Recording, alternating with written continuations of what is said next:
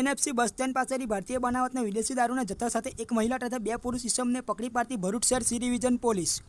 ભરૂચ શહેર C division પોલીસ સ્ટેશનના પોલીસ ઇન્સ્પેક્ટર એવી પાણમિયા નાઓના માર્ગદર્શન હેઠળ સર્વેલન્સ સ્ક્વોડના police sub inspector BS Selana તથા સર્વેલન્સના પોલીસ કર્મચારીઓ પોલીસ સ્ટેશન વિસ્તારમાં પેટ્રોલિંગમાં હતા. તે સમય દરમિયાન અધિકારી પોલીસ કોન્સ્ટેબલ સુરેશભાઈ રમેશભાઈ તથા અધિકારી પોલીસ કોન્સ્ટેબલ ભરતભાઈ માવજીભાઈ નાઓને મળેલ સંયુક્ત બાતમીના આધારે જીએનએફસી બસ સ્ટેન્ડ પાસેથી 2 ઇસમ સતીશ ખોડીદાસ સરધારા અને વિપુલ જગદીશભાઈ રાઠોડ તથા એક મહિલા ઉજાલાબેન દીપકભાઈ રાજેન્દ્રભાઈ રાઠોડને વિદેશી દારૂની નાની મોટી બોટલ નંગ 724 જેની કિંમત ₹1,19,060 તથા મોબાઈલ નંગ 2